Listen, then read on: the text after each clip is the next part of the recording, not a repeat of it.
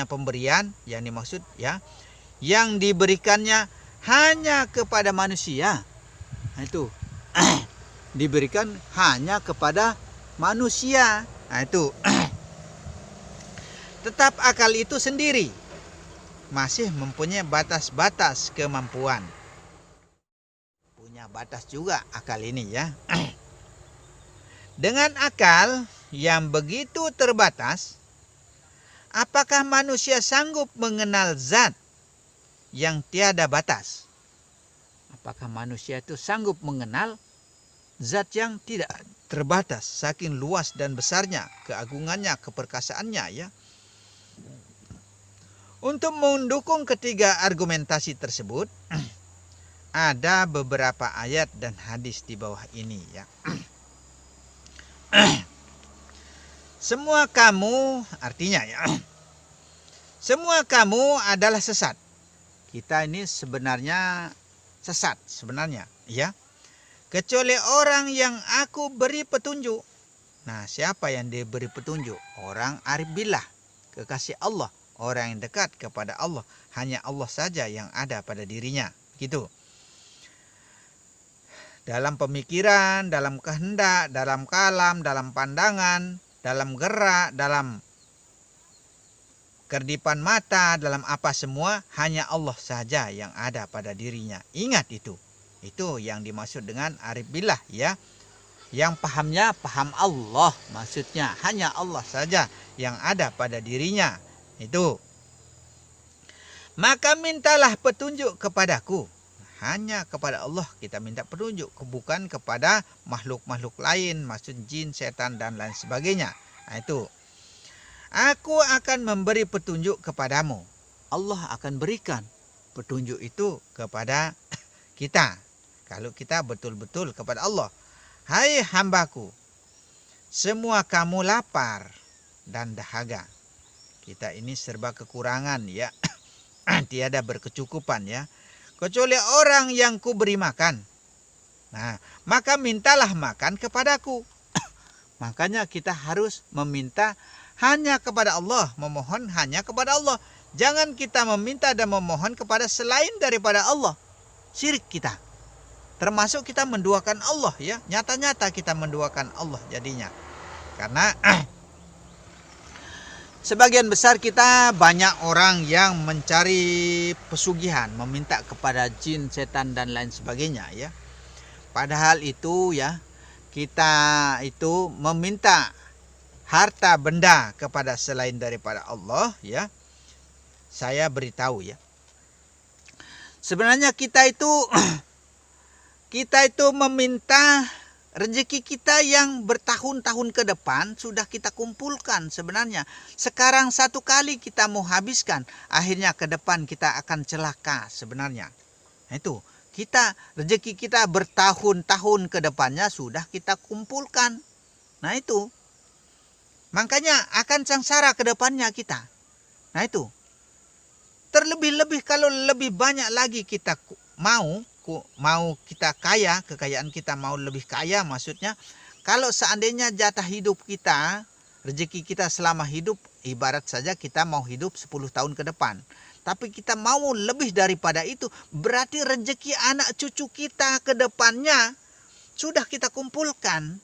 Ya, itu sudah kita kumpulkan, sudah kita ambil maksudnya, maka anak cucu kita yang akan lebih sengsara ke depannya. Karena rezekinya sudah kita rampas, sudah kita ambil jatah hidupnya maksudnya. Karena semenjak kita dilahirkan itu sudah ditentukan rezeki, jodoh, ajal sudah dipastikan. Nah, itu maka tidak bisa diundur-undur dan tidak bisa ditambah-tambah. Nah, sebenarnya seperti itu.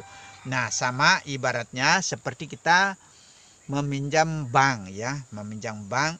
Sekarang kita rezeki kita taruhlah kita meminjam bank selama 2 tahun. Berarti rezeki kita selama 2 tahun itu sudah kita kumpulkan.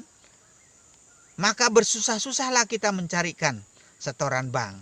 Nah, seperti itu. Karena yang kedua tahun ke depannya itu sudah kita ambil rezeki kita.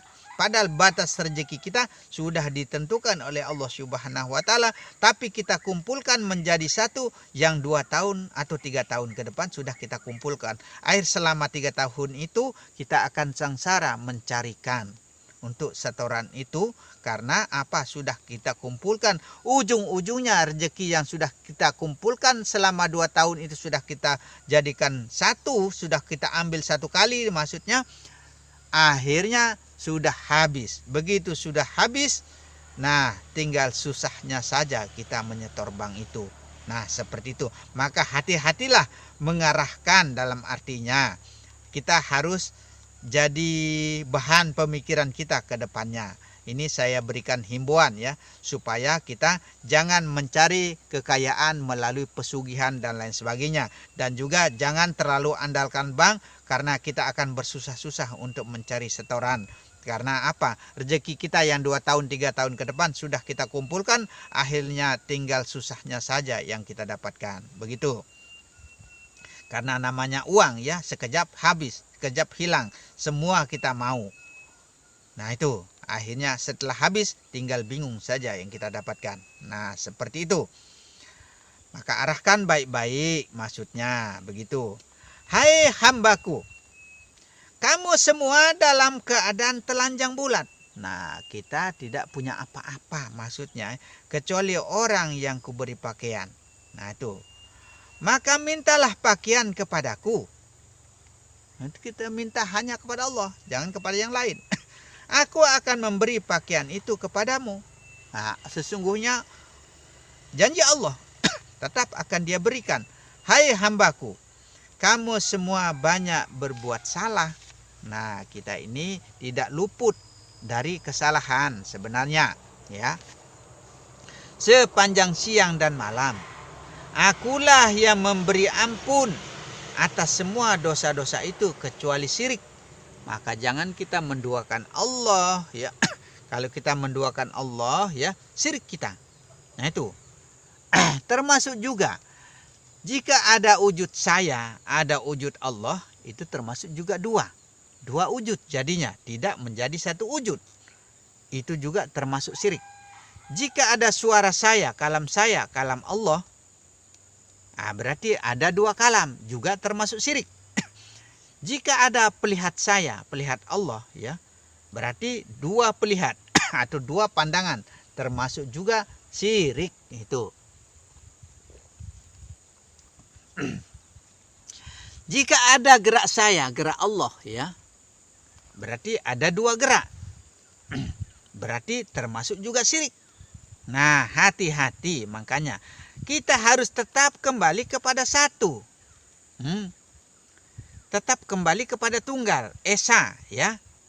Nah itu, kita harus tetap kembali kepada yang kuasa, maksudnya. Maka mintalah ampun kepadaku. Hanya kepada Allah kita akan minta ampun ya. Nah itu, makanya Rasulullah SAW ya selalu membaca astagfirullahalazim itu setiap malam itu sebanyak 70 kali ya, 73 kali. Nah seperti itu caranya Rasulullah. Selalu dia ingat Allah, istiqomah kepada Allah, tidak pernah lupa dan luput kepada Allah Subhanahu wa taala. Rasulullah itu akhlaknya Rasulullah, cara-cara Rasulullah ya. Kalau bisa kita tiru cara ini ya. Itu. Kalau bisa ya.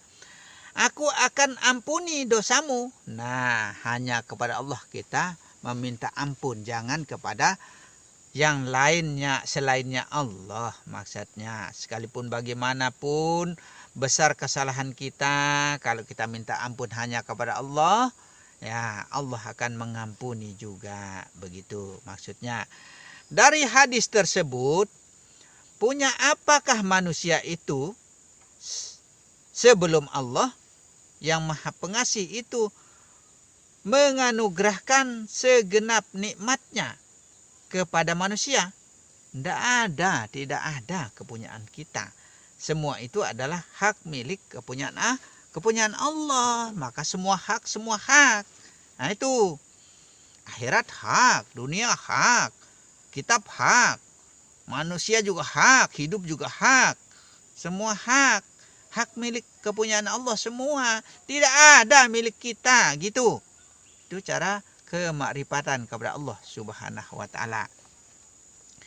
Biarpun manusia itu adalah satu, ya, satu-satunya, ya, makhluk yang paling mulia dan sempurna ketimbang makhluk-makhluk yang lain karena adanya akal yang dimilikinya.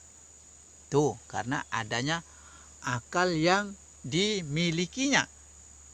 Namun sampai di manakah akal yang biasanya diandalkan manusia itu? Sampai di mana kira-kira akal yang diandalkan itu?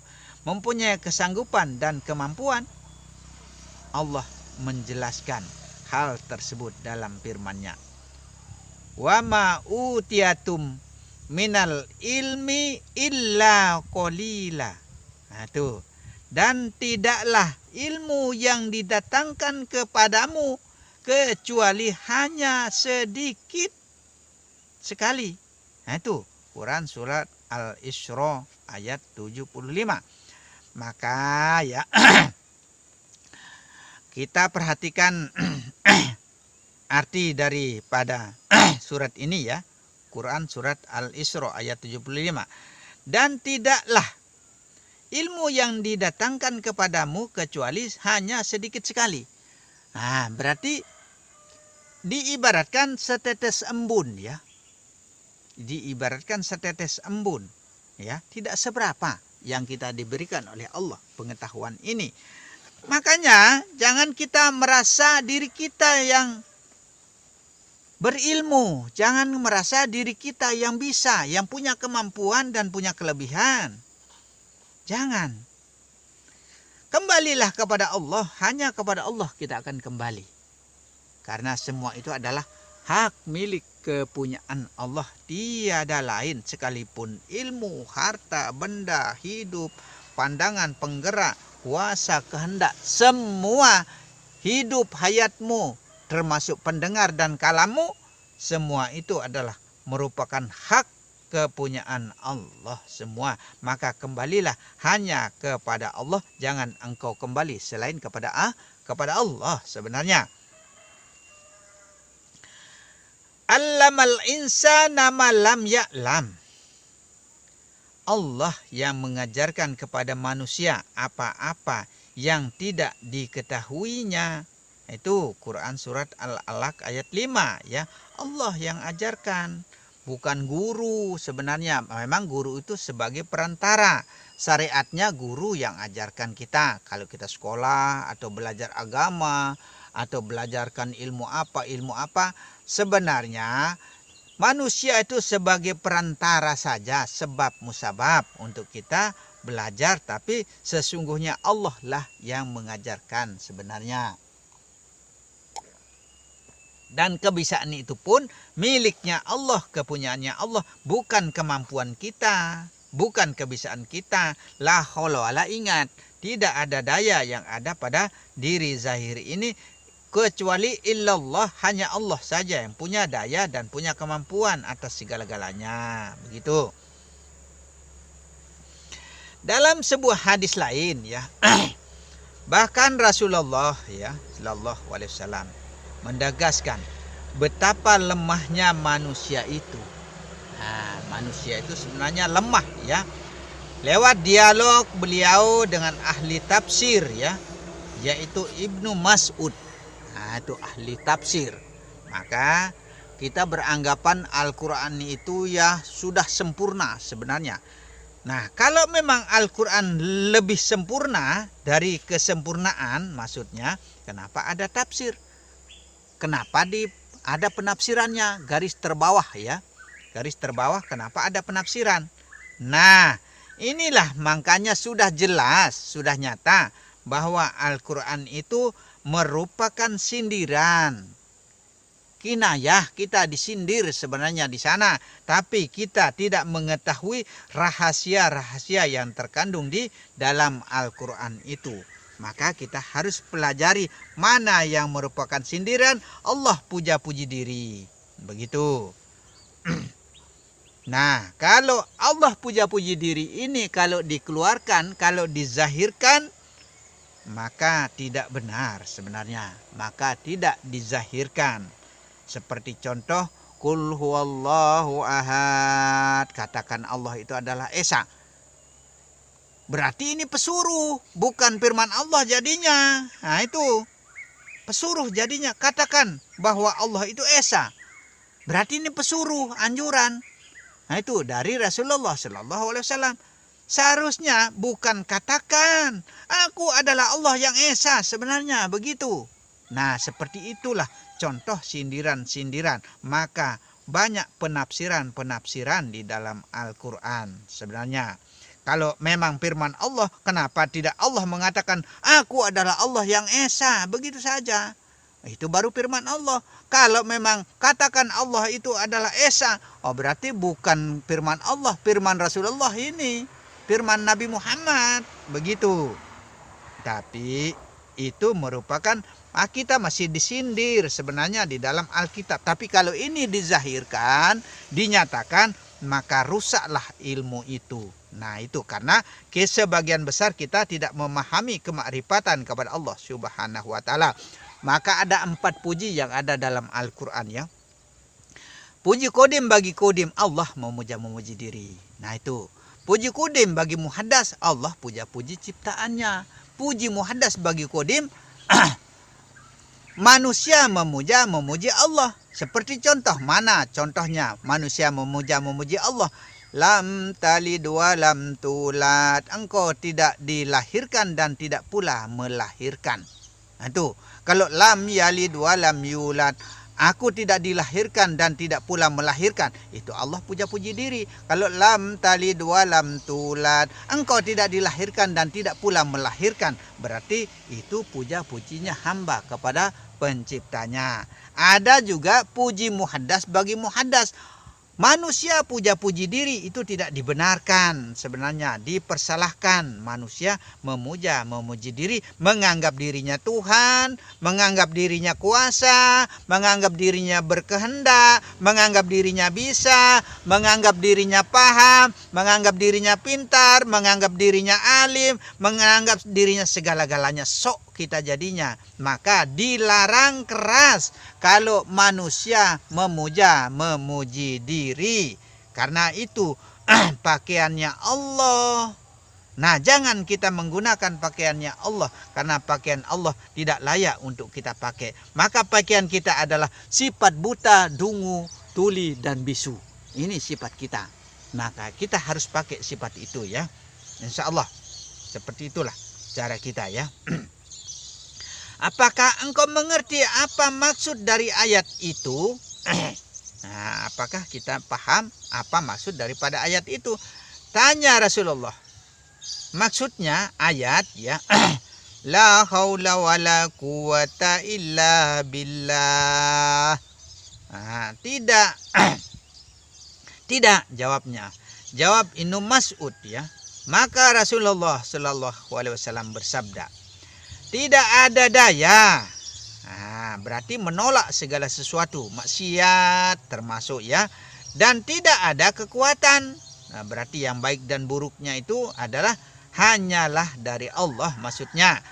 Untuk taat kepada Allah berarti berbuat baik pun kita tidak mampu dan tidak bisa kecuali illallah.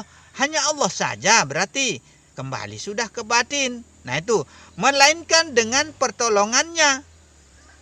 Kembali sudah pertolongannya jua.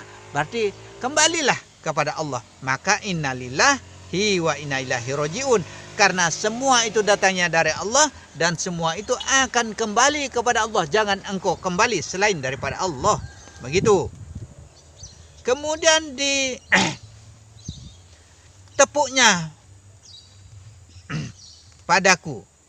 Dengan tangannya seraya bersabda.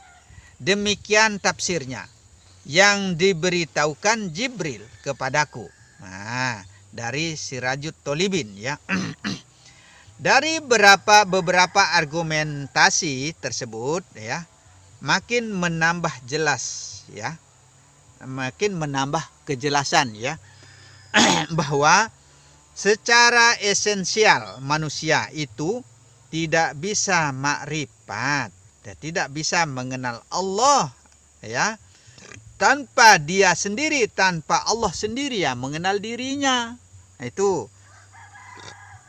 kita itu tidak bisa dan tidak mampu mengenal Allah kecuali Allah kenal diri. Maksudnya makrifat atau pengetahuan, ya, dan pengenalan terhadap Allah itu adalah atas dasar anugerahnya.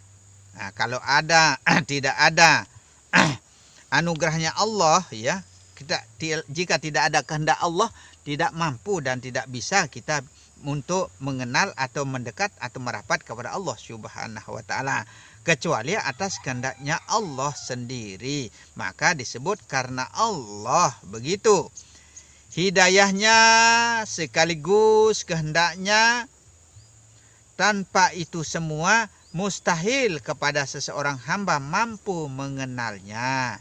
Tidak mungkin kalau tidak ada petunjuk dari Allah Subhanahu wa taala. Nah, itu kita tidak bisa mengenal Allah kalau tidak ada petunjuk dari Allah Subhanahu wa taala, begitu. Sebagai suatu anugerah yang dilimpahkan oleh Allah Subhanahu wa taala, maka makrifat sesungguhnya bukan merupakan hasil pemikiran manusia sebenarnya, ya, tetapi tergantung atas Allah sendiri. Nah, semua itu tetap kembali kepada Allah. Tetapi perlu diingat, ya, bahwa ini bukan berarti faktor usaha dan ikhtiar yang dilakukan oleh seorang hamba tidak mempunyai pengaruh sama sekali. Tidak ada hubungannya sama sekali kepada zahir. Itu. Karena ini perbuatan batin, perbuatan dalam. Maka zahir ini tidak akan berdaya selama-lamanya. Karena dia datang dari barang ciptaan, tanah, air, api. Nah, karena barang ciptaan, maka ia akan mati untuk selama-lamanya. Maka disebut mautu anta qablal maut.